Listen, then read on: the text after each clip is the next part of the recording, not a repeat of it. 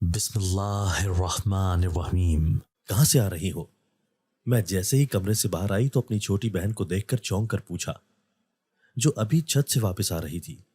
چھت پر گئی تھی میں، اس نے خوشی سے چہکتے ہوئے جواب دیا۔ میں نے بغور اس کے چہکتے اور خوشی سے دمکتے چہرے کو دیکھا جو مسلسل کچھ گنگنا رہی تھی۔ کیا کرنے؟ میں نے پھر سے سوال کیا۔ ٹھنڈی ہوا کھانے، اتنا کہہ کر وہ خوشی سے گنگناتے ہوئے اپنے کمرے میں چلی گئی تھی، جبکہ میں چھت کی طرف جاتی سیڑھیوں اور پھر چھت کے دروازے کو دیکھنے لگی، مگر پھر سر جھٹک کر اپنے کمرے کی طرف بڑھ گئی۔ مگر ایک بات نے مجھے کافی دنوں سے حیرت کا شکار کر رکھا تھا کہ میری چھوٹی بہن روز سج سنور کر چھت پر چلی جایا کرتی تھی اور کچھ ہی دیر میں جب واپس آتی تو بے حد خوش ہوتی اور اسی خوشی سے گنگناتی ہوئی واپس آتی تھی۔ جس کی وجہ کیا تھی یہ میری سمجھ میں نہیں آیا تھا، مگر اس کی اس حرکت نے مجھے تجسس میں ضرور مبتلا کر رکھا تھا کہ آخر وہ روز رات کو چھت پر سج سنور کر کیا کرنے جاتی تھی اور واپس خوشی سے گنگناتے ہوئے کیوں آتی تھی۔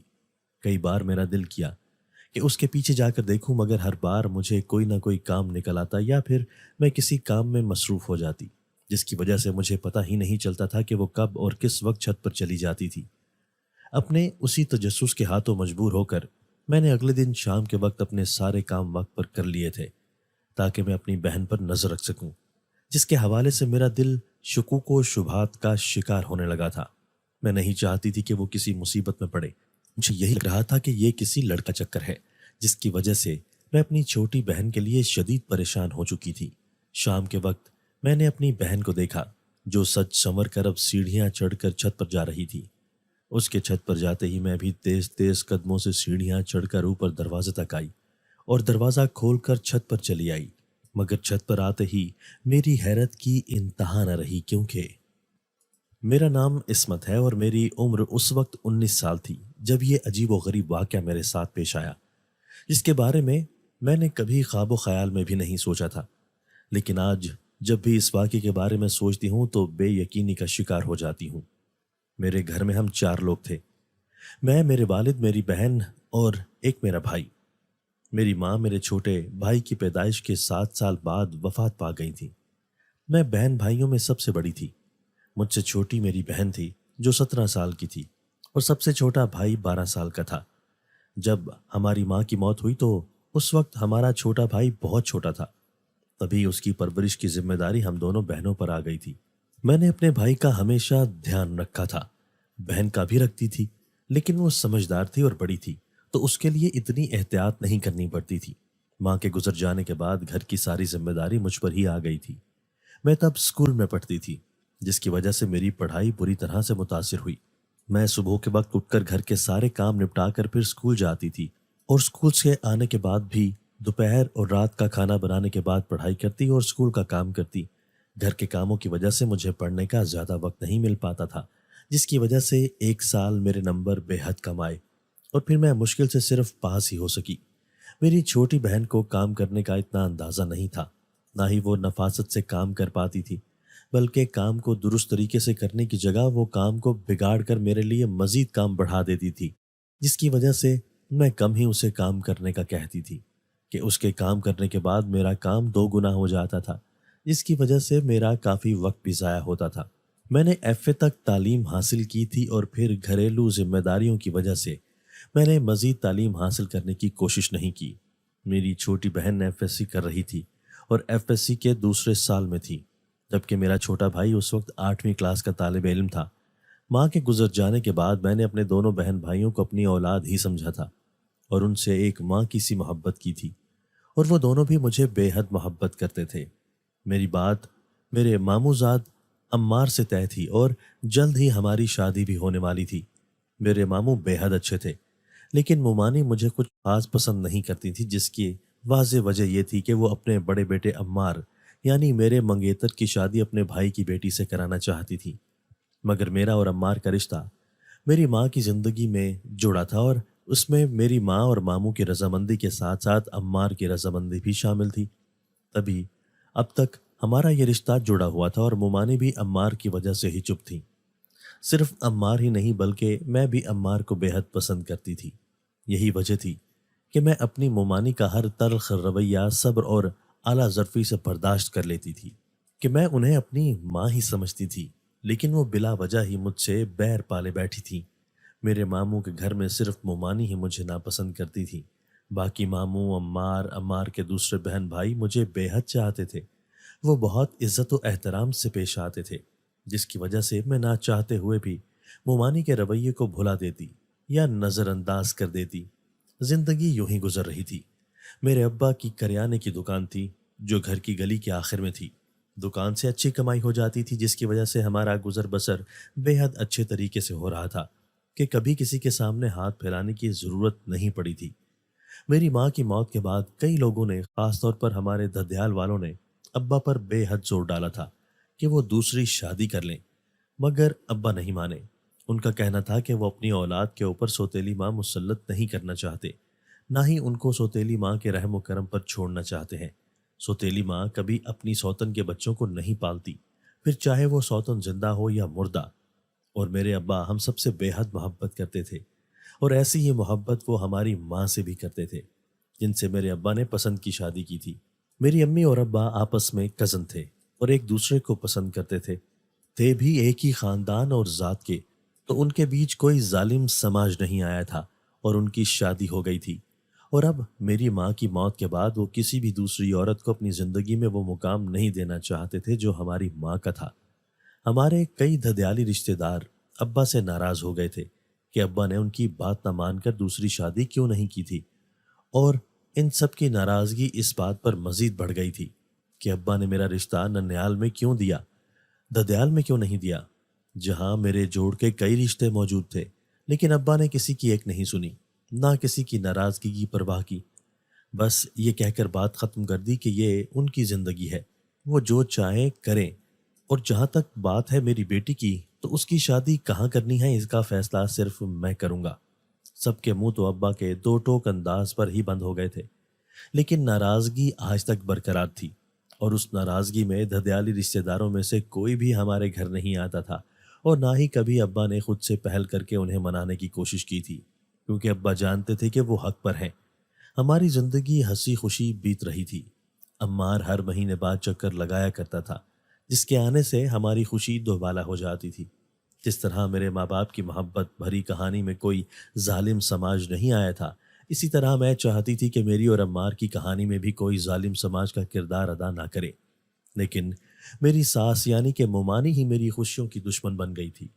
लेकिन वो ये नहीं देख पा रही थी कि उनके बेटे की खुशियां भी मुझी से जुड़ी थीं, मगर शायद ये बात वो समझकर भी समझना नहीं चाहती थी। मैंने अब उनके बारे में सोचना बिल्कुल छोड़ दिया था कि उनके बारे में सोचने से मुझे परेशानी ही मिलनी थी, और मैं खुद को मजीद किसी जहनी परेशानी और फिक्र में मुब्तला नहीं करना चाहती थी। ये आम दिनों सा ही एक दिन था।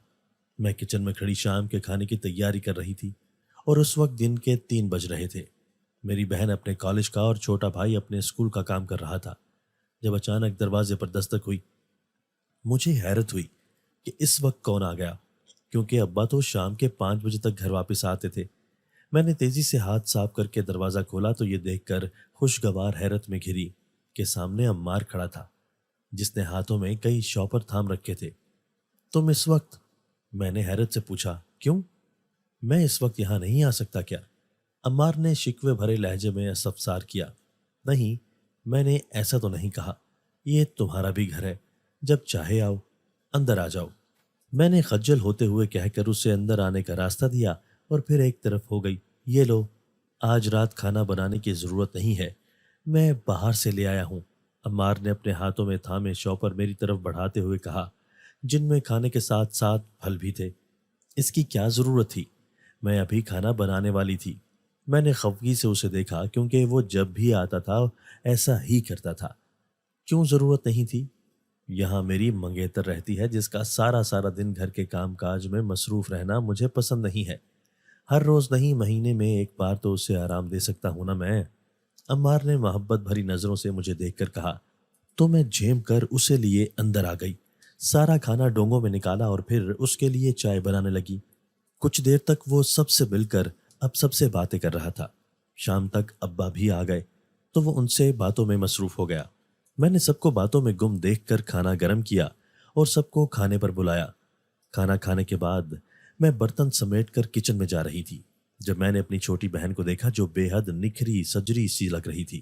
نیا سوٹ، ہلکی پھلکی جیولری اور ہلکا سا میک اپ بھی کر رکھا تھا، جبکہ وہ خوشبوؤں میں بھی نہائی ہوئی تھی۔ میں نے تعجب سے اسے دیکھا۔ کہیں جا رہی ہو تم؟ میں نے حیرت سے پوچھا۔ کچھ نہیں آپی، چھت پر جا رہی ہوں۔ اتنا کہہ کر وہ تیزی سے سیڑھیاں چڑھ کر چھت پر چلی گئی کہ مجھے اس سے کچھ پوچھنے کا موقع بھی نہیں ملا، جس پر میں سر جھٹک کر کچن میں آ کر برتن دھونے لگی۔ ابھی میں برتن دھو رہی تھی جب عمار بھی کچن میں آ گیا۔ میں مدد کرواؤں؟ اس نے نرمی سے پوچھا۔ اب کیا تم میرے ساتھ برتن دھلواؤ گے؟ میں نے شرارت سے پوچھا۔ تمہارے لیے کچھ بھی کر سکتا ہوں میں، عمار نے محبت پاش لہجے میں کہا تو مجھے اپنی قسمت پر رشک سا ہوا کہ خدا نے مجھے اتنا اچھا شریک سفر دیا تھا جو خود سے بڑھ کر میرا خیال رکھتا تھا۔ تو اس وقت تم باہر جا کر ابا کے ساتھ بیٹھو، مجھے تم سے برتن نہیں دھلوانے، میں نے سادگی سے کہا تو وہ وہیں اسٹول پر بیٹھ گیا اور گلاس میں پانی ڈال کر پانی پینے لگا۔ میں نے ابو سے بات کر لی ہے۔ عمار کی اگلی بات پر میں چونک کر اس کی طرف مڑی۔ کون سی بات اور کس بارے میں نے حیرت سے پوچھا۔ مجھے سمجھ نہیں آئی کہ وہ کس بارے میں بات کر رہا ہے۔ ہماری شادی کے بارے میں۔ ابو نے بھی یہی فیصلہ کیا ہے کہ جلد ہی وہ شادی کی تاریخ لینے آئیں گے، عمار نے بتایا تو میں پریشان اور بے یقینی سے اسے دیکھنے لگی۔ مگر اتنی جلدی؟ یہ پورا گھر میں سنبھالتی ہوں، چھوٹی کو ابھی اس سب کو سنبھالنے کا تجربہ نہیں ہے، پھر میں کیسے ابھی شادی کر سکتی ہوں؟ میں نے اپنی پریشانی بتائی۔ اسے تجربہ تب ہوگا جب تم اسے کچھ سکھاؤ گی۔ سارا دن تم خود ہی اس گھر کو سنبھالنے میں خوار ہوتی رہتی ہو، اسے کوئی کام کہتی ہی نہیں۔ ہماری شادی میں 2 مہینے کا گیپ رکھا جائے گا تو تب تک تم اسے سب کچھ سکھا دینا، کیونکہ ساری زندگی تمہیں یہاں نہیں رہنا بلکہ اپنے سسرال جانا ہے۔ آج اسے سکھاؤ گی تو ہی وہ سب سیکھ سکے گی، اور ویسے بھی جلد ہی اس کے پیپرز ہو جائیں گے تو وہ فارغ ہی ہوگی۔ عمار نے کہا تو میں کچھ سوچتی ہوئی سر ہلا گئی۔ کہہ تو وہ بھی ٹھیک ہی رہا تھا کہ میں ساری زندگی یہاں پر نہیں رہ سکتی تھی، اور میری چھوٹی بہن کو آج نہیں تو کل اس گھر کی ذمہ داریاں سنبھالنی ہی تھی۔ تو آج کیوں نہیں؟ میں نے فیصلہ کر لیا تھا کہ آج سے ہی اسے گھر کے کاموں میں لگاؤں گی اور اسے سارے کام سکھاؤں گی۔ کچھ دیر عمار سے باتیں کرنے کے بعد میں پھر سے اپنے کام میں مصروف ہو گئی تو عمار بھی مجھ سے مل کر واپس چلا گیا۔ میں کچن کے کام مکمل کر کے ہاتھ پونچھتی ہوئی باہر آئی تو دیکھا کہ میری بہن سجی سنوری حالت میں چھت سے نیچے آ رہی تھی۔ وہ کافی خوش نظر آ رہی تھی اور مسلسل کچھ نہ کچھ گنگنا رہی تھی، جس پر میں کچھ حیرت میں مبتلا ہوئی کہ وہ خوش کیوں ہے، وہ بھی چھت سے آنے کے بعد۔ میں نے جب اس سے پوچھا تو اس نے یہی بتایا کہ وہ چھت پر ہوا خواری کے لیے گئی تھی، جس پر میں کندھے اچکا کر رہ گئی۔ کچھ ہی دیر میں ہم سب سونے کے لیے جا چکے تھے۔ اگلے دن اپنی چھوٹی بہن کے کالج سے آنے اور کچھ دیر آرام کرنے کے بعد میں نے اسے بھی اپنے ساتھ کام پر لگا لیا اور پھر سارے کام آہستہ آہستہ سکھانے لگی، جس پر اس نے کوئی اعتراض بھی نہیں کیا۔ شام تک ہم کام سے فارغ ہو گئے تو وہ اپنے کمرے میں چلی گئی، جبکہ میں کچن سمیٹنے لگی۔ اس وقت شام ہو چکی تھی اور ہر طرف اندھیرا پھیلا ہوا تھا۔ میں جیسے ہی کچن سے باہر آئی تو دیکھا کہ میری بہن آج بھی چھت سے واپس آ رہی تھی اور کل ہی کی طرح سجی سنوری ہوئی تھی۔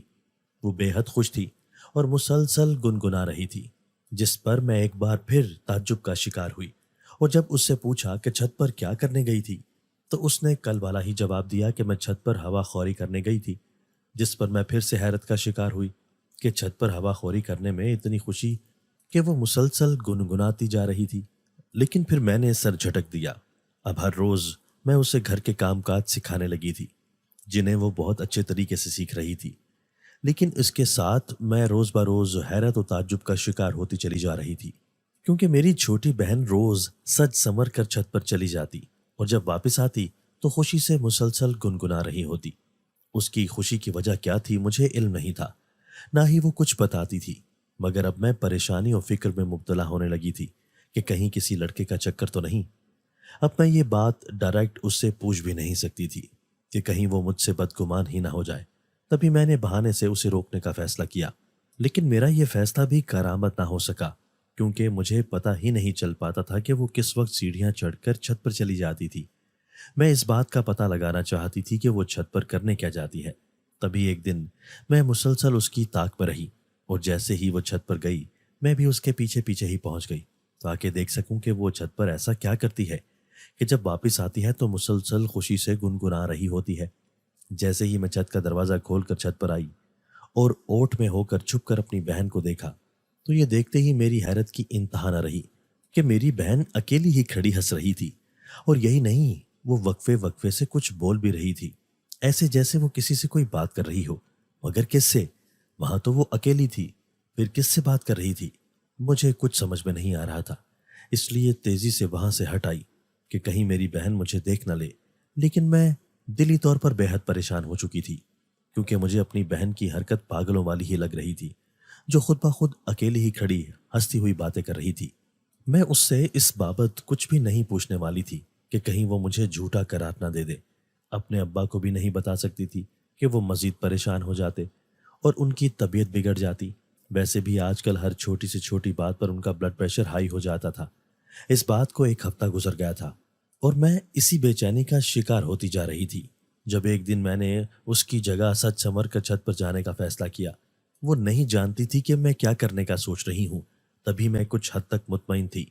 मैं बस पता लगाना चाहती थी कि कहीं वो सच में पागल तो नहीं हो गई। हालांकि उस एक हरकत के अलावा वो बिल्कुल ठीक थी और हम सब के साथ उसका रवैया भी नॉर्मल था।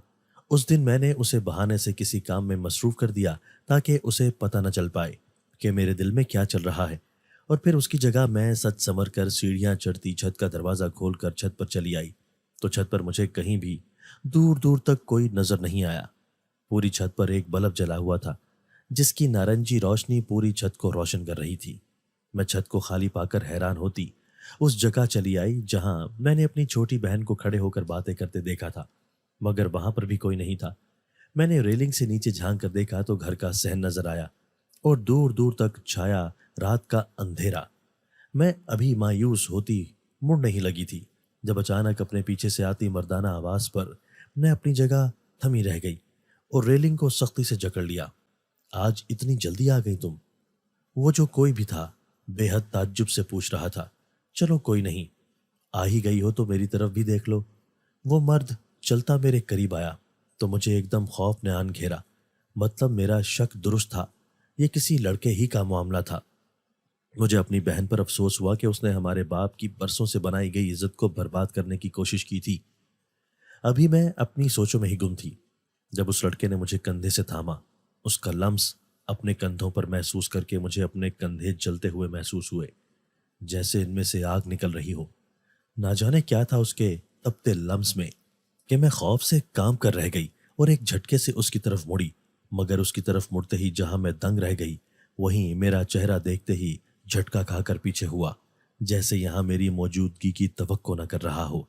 वो बेहद हसीन था, इतना हसीन कि मुझे लग रहा था कि कोई उसे हाथ लगाता तो वो मैला हो जाता। नीली आंखें, तीखे नकूश, गोरी और सुर्ख रंगत और मर्दाना वजाहत से मालामाल वो शख्स कौन था मैं नहीं जानती थी।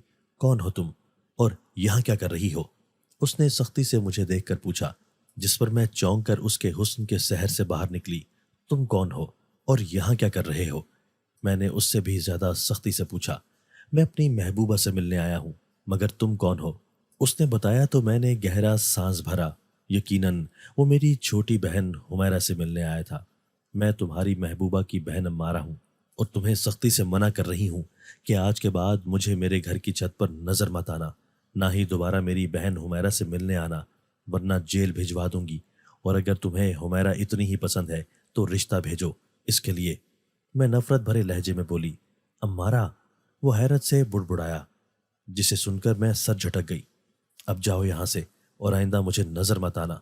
इतना कहकर मैं तेजी से छत के दरवाजे की तरफ बढ़ी ताकि नीचे जा सकूं, मगर फिर कुछ याद आने पर पलटी।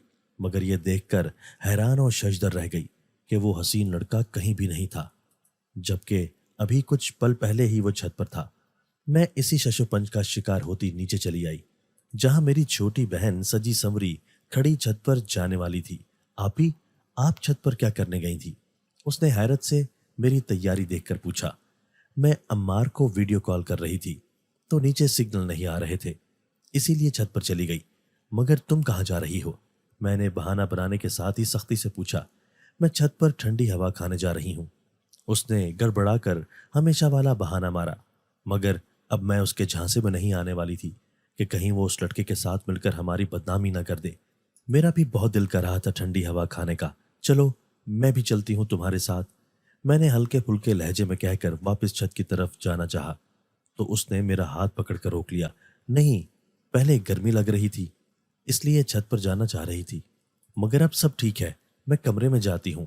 हवास बागता होकर कहती वो तेजी से अपने कमरे की जानिब बढ़ गई तो मैं भी गहरा सांस भरकर थके हुए आसाब लिए वहीं कुर्सी पर बैठ गई कि मेरे पीछे वो फिर से छत पर ना चली जाए। भाई छोटा था और अब्बा को मैं बता नहीं सकती थी कि उन्हें जो अपनी बेटियों पर फख्र और मान था, कहीं वो फख्र और मान टूट ना जाता। मैंने सोच लिया था कि अब अपनी बहन पर नजर रखूंगी और उसे कोई ऐसी हिमाकत नहीं करने दूंगी जिसकी वजह से हमारी जरा सी भी बदनामी हो। अगर मैं उसे समझाने की कोशिश करती तो शायद वो मुझसे ही बदगुमान होकर बागी हो जाती और सही गलत की पहचान भूल जाती। इशा की नमाज के बाद मैं अपने कमरे में आई और बिस्तर पर लेट गई। हुमैरा और उस खूबसूरत लड़के के बारे में सोचते हुए मैं कब नींद में उतरी मुझे कुछ खबर न हुई। ये रात का ना जाने कौन सा पहर था जब मुझे कमरे में अजीब सी घुटन महसूस हुई। ऐसा लग रहा था जैसे गर्मी एकदम बेतहाशा बढ़ गई हो। मेरा पूरा जिस्म पसीने में शराबूर होने लगा, हालांकि पंखा अपनी पूरी रफ्तार से चल रहा था। उस गर्मी और घुटन से बेचैन होकर मैंने आंखें खोली और तेजी से उठ बैठी। पूरा कमरा साए साए कर रहा था और एक जामिद सा सन्नाटा हर तरफ छाया हुआ था। लेकिन तभी ठक ठक की आवाज सुनाई दी जिसकी वजह से कमरे में छाया सन्नाटा फौरन रफू चक्कर हो गया। ये ठक ठक का शोर बढ़ता ही चला जा रहा था जिसकी वजह से मुझे नागवारी सी महसूस होने लगी। मैं तेजी से चप्पल पहनकर बाहर आई। ये आवाज छत से आ रही थी। तभी मैं सीढ़ियां चढ़कर छत का दरवाजा खोलती हुई छत पर चली आई, मगर छत पर कोई नहीं था। बल्ब बंद था लेकिन चांद की रोशनी में हर चीज नजर आ रही थी। मैंने छत के वस्त में खड़े होकर इधर उधर देखा तो मुझे कोई भी ऐसी चीज नजर न आई जिससे ठक ठक की आवाज पैदा होती, जबकि अब तो वो शोर मचाती आवाज भी गायब हो चुकी थी, जिस पर मैं ताज्जुब का शिकार हुई। मैं इन्हीं सोचों में गुम रेलिंग के पास चली आई और झुककर नीचे सहन को देखने लगी कि तभी मुझे अपने पीछे कदमों की आहट सुनाई दी। मैंने हैरत और ताज्जुब का शिकार होते तेजी से पलट कर देखा तो ये देखकर हैरान रह गई कि मेरे सामने वही लड़का खड़ा था जिससे मिलने के लिए हुमैरा छत पर रोज सज संवर कर आती थी। वो अजीब पुरइसरार अंदाज में मुस्कुरा रहा था। अभी मैं उससे पूछती कि वो यहाँ कैसे आया है कि अचानक तभी उसका हुलिया और शक्ल तब्दील होने लगे और फिर उसे देखते ही मेरे मुंह से बेइख्तियार चीखें निकल गईं। इंसान से एक जिन में तब्दील हो चुका था जिसके घुंघराले बालों के बीच दो लंबे सींग थे। आंखें बिल्कुल सफेद थीं, लंबे नोकीले दांत और सीने को छूती दाढ़ी थी। कद लंबा होकर 8 फुट के करीब पहुंच रहा था, जबकि उसका रंग बेहद स्याह और जिल्द बेहद खुरदरी थी। उसने अपने हाथ मेरी तरफ बढ़ाए तो उसके हद से ज्यादा लंबे नोकीले नाखूनों को देखकर मेरे हवास गुम हो गए और मैं बुरी तरह लरजने लगी। इससे पहले कि वो मेरा गला दबाता, अचानक मैं पीछे को खिसकी, मगर तभी मेरा तवाजुन बिगड़ा और मैं रेलिंग से नीचे गिरने लगी। मेरे मुंह से दर्दनाक चीखें निकलती पूरे घर में गूंज उठी थी। तभी मैंने रोते हुए उस जिन को देखा जो अब नीचे झुककर ऊंची आवाज में कहका लगा रहा था। आह! मैं जोरदार आवाज में चीखती हुई उठ बैठी और खौफ से इधर उधर देखने लगी, मगर मैं सहन में नहीं अपने कमरे में अपने बिस्तर पर बैठी हुई थी और बिल्कुल सही सलामत थी और खुद को सही सलामत देखकर मेरी जान में जान आई। मैंने पूरे कमरे का जायजा लिया मगर कमरे में मेरे अलावा कोई नहीं था। तब पूरा वाकया अपनी पूरी जुज्जियात समेत मुझे याद आया तो मैं खौफ से फूट फूट कर रोने लगी। ऐसा लग रहा था जैसे वो ख्वाब नहीं बल्कि हकीकत हो। उस लड़के का जिन में बदलना मुझे डरा गया था और मैं इस ख्वाब की हकीकत नहीं समझ पा रही थी कि मुझे ऐसा क्यों नजर आया। ये सब हकीकत था या ख्वाब? लेकिन अगर हकीकत होता तो यकीनन मैं उस वक्त छत से गिरने के बाद मर गई होती, या मरी ना भी होती तो हड्डी पसली लाजमी तौर पर टूट गई होती। मैं पानी पीकर खुद को पुरसुकून करके एक बार फिर इस सब के बारे में सोचती हुई लेट गई थी और गहरी नींद में डूब गई थी। अगले दिन मैंने मामूल के मुताबिक अपने सारे काम निपटाए थे, लेकिन किसी से भी रात को जो कुछ हुआ उसका जिक्र नहीं किया था, क्योंकि मैं उसे ख्वाब ही समझ रही थी। मुझे लग रहा था कि मैं उस लड़के के बारे में सोचते सोचते सोई हूँ, तभी मुझे वो इतने भयानक अंदाज में नजर आ रहा है। मैंने उस लड़के के बारे में अपनी छोटी बहन हुमैरा से कुछ भी नहीं पूछा था, बल्कि उस लड़के से दो टोक बात करने के बाद मैं मुतमईन थी कि वो लड़का अब मेरी बहन से मिलने नहीं आएगा, बल्कि अगर संजीदा होगा तो अपने घर वालों को भेजेगा। और फिर अगले 3-4 दिन में मुझे अंदाजा हो गया कि मैं दुरुस्त थी, क्योंकि अब मेरी बहन रोज सज संवर कर छत पर नहीं जाती थी, जिसका यही मतलब था کہ وہ لڑکا اب چھت پر نہیں آتا تھا، جس پر میں مطمئن ہو گئی تھی۔ لیکن اب میری چھوٹی بہن اداس اداس رہنے لگی تھی، جس کی وجہ میں بخوبی سمجھ رہی تھی، مگر میں نے اس کی بھلائی کے لیے اس لڑکے کو ہمارے گھر میں اس سے ملنے کے لیے آنے سے منع کیا تھا۔ میری بہن اب بہت کم بولتی اور گمسم سی ہو کر رہ گئی تھی، مگر مجھے یقین تھا کہ آہستہ آہستہ وہ بالکل ٹھیک ہو جائے گی۔ ان 3-4 دنوں میں اس کی طرف سے بے فکر ہو گئی تھی، مگر میرے ساتھ عجیب عجیب سے واقعات ہونے لگے تھے، جیسے کہ میں سالن بنا کر رکھ دیتی اور واپس آتی تو سارا سالن جلا ہوا ہوتا، تار پر سوکھنے کے لیے ڈالے گئے کپڑے خود بخود نیچے گر کر گندے ہو جاتے، استری کیے ہوئے کپڑے جل جاتے، صفائی کر کے کچھ دیر بعد دیکھتی سارا گھر پہلے جیسا بکھرا ہوا ہوتا، اور جیسے ہی میں کسی کو دکھانے کے لیے لاتی تو گھر صاف ستھرا ہوتا، جس پر وہ سب مجھے اس سب کو میرا وہم کہہ کر ٹال دیتے۔ صرف یہی نہیں، مجھے اب کانوں میں عجیب سی آوازیں سنائی دینے لگی تھیں، ایسے جیسے کوئی میرے کانوں میں سرگوشیاں کر رہا ہو۔ وہ مردانہ آواز میں دی گئی سرگوشیاں ہوتی جو مسلسل مجھ سے یہی کہہ رہی ہوتی کہ تم پاگل ہو، تم جلدی مر جاؤ گی، تم سے سب نفرت کریں گے۔ میں سوتے جاگتے یہ سرگوشیاں سنتی، مسلسل پریشان رہنے لگی۔ ڈاکٹر کے علاوہ سائیکیٹرسٹ کو بھی دکھایا، لیکن کچھ فرق نہ پڑا۔ سائیکیٹرسٹ کا کہنا تھا کہ مجھے ڈپریشن ہو گیا ہے، مگر مجھے ڈپریشن کیوں ہوتا؟ مجھے کسی قسم کی کوئی پریشانی نہیں تھی، بلکہ میں اپنی زندگی میں بے تحاشا خوش تھی۔ میں نے کئی بار اپنے ابا اور بہن بھائیوں کو یہ بتانے کی کوشش کی، مگر کوئی بھی میرا یقین نہ کرتا، کیونکہ یہ سب کچھ میرے ساتھ ہی ہوتا اور مجھے ہی نظر آتا، جس کی وجہ سے سب میرا وہم قرار دیتے تھے۔ میں نے عمار کو بھی بتایا کہ میرے ساتھ یہ سب ہو رہا ہے، مگر اس نے بھی مجھے آرام کرنے کی ہدایت دی، جس پر میں مزید چڑچڑی ہو گئی۔ راتوں کو کوئی میرے کانوں میں بھیانک سرگوشیاں کرتا تھا، جس کی وجہ سے میں راتوں کو سو نہیں پاتی تھی اور کئی کئی گھنٹے اٹھ اٹھ کر روتی رہتی تھی۔ اور یہی نہیں، اب مجھے وہ لڑکا بھی جگہ جگہ دکھائی دینے لگا تھا، جسے میں نے چھت پر دیکھا تھا۔ وہ لڑکا مجھے دکھائی دیتا اور پھر آہستہ آہستہ اپنا روپ بدلنے لگتا، اور وہ انسان سے اچانک جن بن جاتا، اور جناتی روپ میں وہ اونچی آواز میں اتنے بھیانک کہہ کے لگاتا کہ میں خوف سے لرز کر رہ جاتی۔ وہ ہنستا جاتا اور میں ڈرتی، روتی، چیختی، چلاتی رہتی۔ 2 ہفتے سے مسلسل میرے ساتھ ایسا ہو رہا تھا، اور پچھلے 2 ہفتے سے میں سکون کی نیند نہیں لے پائی تھی۔ اس لڑکے کا انسانی روپ سے بدل کر جناتی روپ دھارنا مجھے پاگل بناتا جا رہا تھا۔ گھر والے میرے رویے سے پریشان ہو گئے تھے، کیونکہ میں ہر وقت چیختی چلاتی رہتی تھی، اور اب تو چڑچڑی ہو کر کسی کو بھی اپنے پاس نہیں آنے دیتی تھی۔ وہ لڑکا اب ہر وقت میرے آس پاس رہنے لگا تھا، اور ہر وقت کبھی انسان سے جن اور جن سے انسان بنتا رہتا، جس کی وجہ سے خوف سے میں ہر وقت چیختی رہتی تھی، لیکن کسی کو میری کیفیت، میرا حال سمجھ نہیں آتا تھا۔ یہ ایک دن کی بات ہے، میں ڈری سہمی سی اپنے کمرے میں بند تھی، جب دروازے کے پیچھے سے حمیرہ کی آواز سنائی دی، جو کہہ رہی تھی کہ مومانی اور ماموں لوگ آئے ہیں۔ یہ خبر سن کر میں تیزی سے اٹھ کر ملگجے سے ہولیے اور بکھرے بالوں میں باہر کی جانب بھاگی تھی۔ مجھے یقین تھا کہ عمار بھی آیا ہوگا اور وہ مجھے ضرور سمجھے گا، مگر جیسے ہی میں باہر آئی تو عمار مجھے کہیں نظر نہیں آیا۔ شاید وہ ساتھ نہیں آیا تھا، بس ماموں اور مومانی ہی آئے تھے، وہ بھی شادی کی تاریخ لینے۔ یہ کیا حلیہ بنا رکھا ہے تم نے؟ مومانی نے تلخی سے مجھ سے پوچھا۔ میں ان 2 ہفتوں میں ہی برسوں کی بیمار دکھائی دے رہی تھی، اور رہی صحیح کسر میری آنکھوں کے نیچے چھائے حلقوں نے پوری کر دی تھی۔ میں مومانی کے سوال کا کوئی جواب نہیں دے پائی اور رونے لگی، جس پر سبھی پریشان ہو گئے۔ اچانک میری نظر ایک طرف پڑی، جہاں عمار کھڑا مسکرا رہا تھا۔ اسے دیکھتے ہی میں ہنستے ہوئے اس کی جانب بڑھنے لگی۔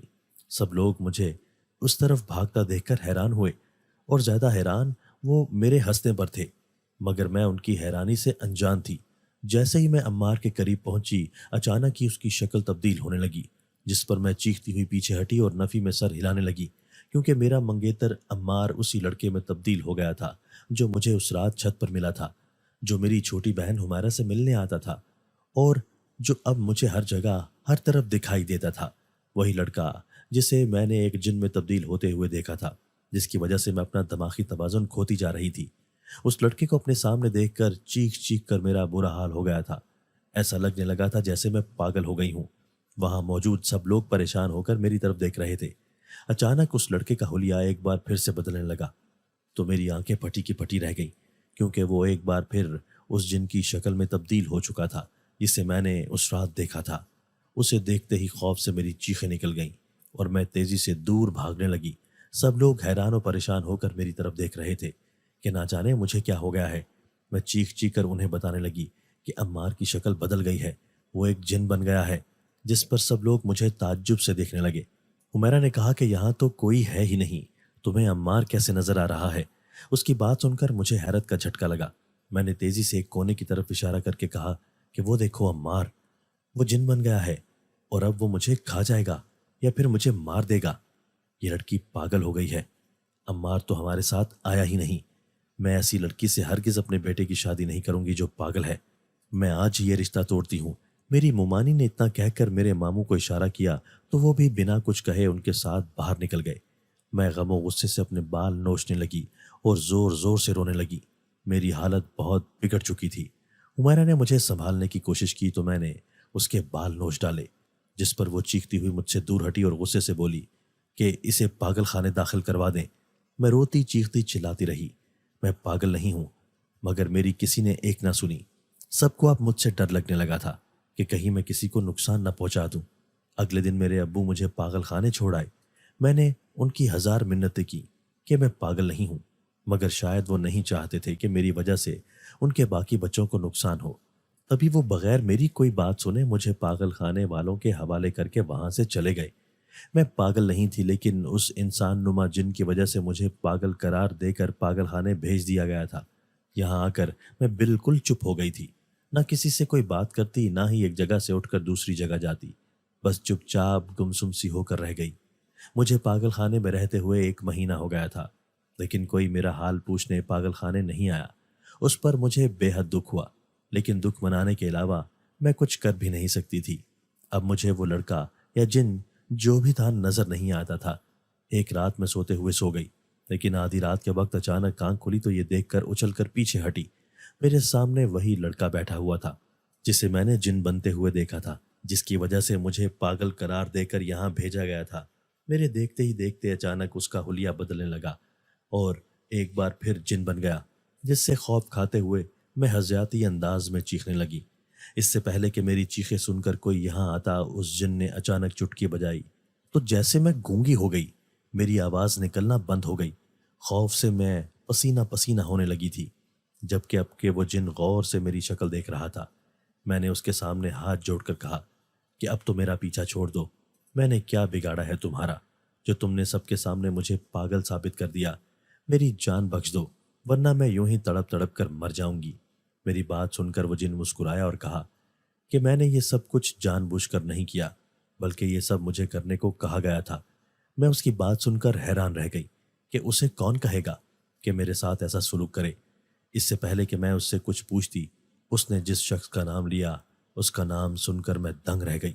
مجھے یقین نہیں آ رہا تھا کہ مجھ سے نفرت کرنے میں اتنا آگے بڑھ گئیں کہ میری زندگی برباد کرتے ہوئے انہوں نے مجھے اپنے بیٹے کی زندگی سے نکال کر پاگل خانے بھجوا دیا۔ لیکن افسوس اس بات کا تھا، مجھ سے محبت کا دم بھرنے والا عمار ایک بار بھی مجھ سے ملنے یا میری خیریت جاننے پاگل خانے نہیں آیا تھا۔ کہ میں زندہ بھی ہوں یا مر گئی، اتنا تو میں جان گئی تھی کہ یہ سب میری مومانی نے کروایا تھا، کیونکہ ایک وہی تھی جو مجھے اپنی بہو نہیں بنانا چاہتی تھی۔ تم مجھے یہ سب کیوں بتا رہے ہو؟ اگر بتانا ہی تھا تو پہلے بتا دیتے۔ میں نے اس جن سے پوچھا۔ پہلے میں اس عامل کی قید میں تھا جس سے تمہاری مومانی نے یہ سب کرنے کو کہا تھا۔ وہ تمہیں میرے ذریعے پاگل کر کے تمہیں اپنے بیٹے کی زندگی سے نکالنا چاہتی تھی۔ تمہارے گھر آنے کے بعد مجھے یہی لگا تھا کہ حمیرہ ہی عصمت ہے، تبھی میں اس سے محبت کے جال میں پھنسا کر اور اسے خود سے شادی کا جھانسا دے کر اس کی عمار سے منگنی توڑوانا چاہتا تھا۔ لیکن جس دن تم سچ سنور کر چھت پر آئی اور اس دن مجھے پتہ چلا کہ عصمت وہ نہیں تم ہو، تم پر میری محبت کا جادو نہیں چل سکتا تھا، تبھی میں تمہیں ڈرانے لگا تاکہ تمہارا ذہنی توازن بگڑ جائے اور تم پاگل ہو کر عمار کی زندگی سے نکل جاؤ۔ اور ایسا ہی ہوا۔ تم مکمل پاگل تو نہیں ہوئی، لیکن سب نے ہی تمہیں پاگل سمجھ لیا۔ میں ایسا کرنا نہیں چاہتا تھا، لیکن اپنے آقا کے حکم پر مجبور تھا۔ اس کا میں غلام تھا، لیکن اب وہ عامل مر چکا ہے، جس کی وجہ سے اب میں آزاد ہو چکا ہوں۔ صرف یہی نہیں، حمیرہ سے بھی سچ میں محبت کرتا ہوں، اور میں اسے اداس نہیں دیکھ سکتا، کیونکہ وہ تمہیں یاد کر کے ہر وقت روتی رہتی ہے۔ لیکن یہ بھی جانتا ہوں کہ میرا اور اس کا ملنا ناممکن ہے، اور میں اسے پانا چاہتا بھی نہیں ہوں۔ میرے لیے اتنا ہی بہت ہے کہ وہ اور میں ایک دوسرے سے محبت کرتے ہیں۔ میں نے تمہیں تمہارے اپنوں کے سامنے پاگل ثابت کیا ہے، تو میں ہی تمہیں صحیح ثابت بھی کروں گا۔ اور پھر اس کے بعد ہمیشہ کے لیے اپنی دنیا میں واپس چلا جاؤں گا۔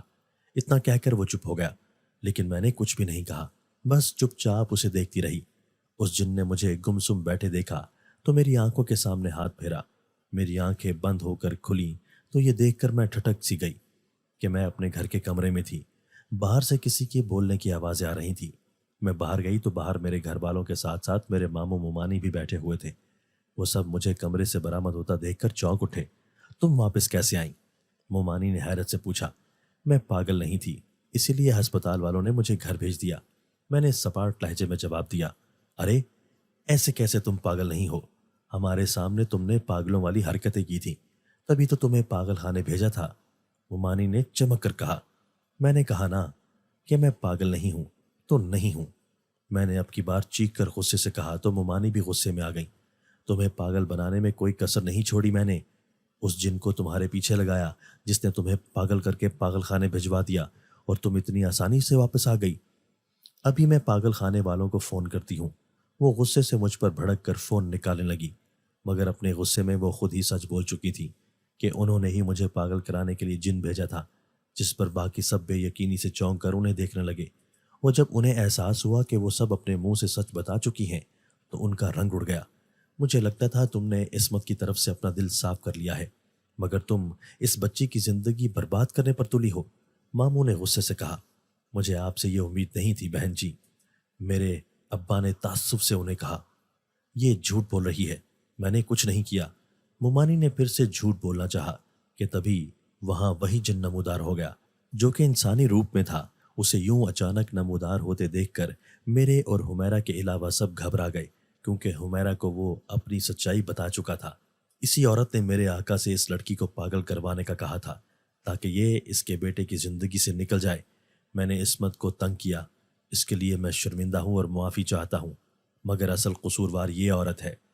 اس جن نے مومانی کی طرف اشارہ کر کے کہا اور پھر اگلے ہی پل وہاں سے غائب ہو گیا۔ سب لوگوں کے غصے سے دیکھنے پر مومانی رونے لگی اور معافی مانگنے لگی کہ اب اس کے علاوہ کوئی چارہ نہیں تھا ان کے پاس۔ آپ چاہتی تھی کہ میں عمار سے شادی نہ کروں تو اب میں اس سے شادی نہیں کروں گی، کیونکہ میں ایسے شخص سے شادی نہیں کر سکتی جسے میری فکر ہی نہ ہو، جو ایک بار بھی پاگل خانے مجھ سے ملنے نہیں آیا۔ اتنا کہہ کر میں اپنے کمرے میں جانے لگی جب تایا کی آواز پر رکی۔ عمار پچھلے 1.5 مہینے سے شہر سے باہر ہے اور اسے اس بارے میں کچھ بھی نہیں پتا، تو اس سے ناراض ہونے کا کوئی فائدہ نہیں۔ اگر اسے پتا ہوتا تو وہ اڑ کر یہاں آن پہنچتا۔ ماموں نے کہا تو میرے دل سے عمار کے لیے ہر شکوہ مٹ گیا۔ مومانی نے ایک بار پھر دل سے مجھ سے معافی مانگی تو میں نے انہیں معاف کر دیا کہ انہوں نے جو کیا ان کا ظرف تھا اور جو میں نے کیا وہ میرا ظرف تھا۔ اگلے 15 دنوں میں عمار واپس آ چکا تھا اور پھر 15 دن بعد ہی ہماری شادی ہو چکی تھی اور میں بیاہ کر عمار کے ساتھ آ چکی تھی۔ مومانی کا رویہ مجھ سے بے حد اچھا ہو چکا تھا، جس پر میں مطمئن تھی اور عمار کے ساتھ خوشحال زندگی جینے لگی تھی۔ حمیرہ کو اس جن سے محبت تھی اور وہ اسے بھلا نہیں پائی تھی، مگر مجھے یقین تھا کہ گزرتے وقت کے ساتھ وہ اس جن کو بھول کر اپنی زندگی میں مگن ہو جائے گی۔ وہ جن پھر کبھی مجھے اور حمیرہ کو نظر نہیں آیا تھا، جس پر میں خدا کی شکر گزار تھی، کیونکہ مجھے اس جن سے خوف سا محسوس ہوتا تھا۔ لیکن اب میں ہر بات بھلائے عمار کے سنگ خوشحال زندگی جی رہی تھی۔ دوستو، اگر آپ کو آج کی ہماری یہ ویڈیو پسند آئی ہے تو اسے لائک کیجئے اور اسے اپنے پیاروں کے ساتھ شیئر ضرور کیجئے گا۔ اور ہاں، اگر آپ نے ابھی تک ہمارا چینل سبسکرائب نہیں کیا تو ہمارا چینل سبسکرائب کر دیجئے اور بیل آئیکن بھی پریس کر دیجئے تاکہ ہماری ہر نئی آنے والی ویڈیو آپ کو بر وقت مل سکے۔ اللہ حافظ۔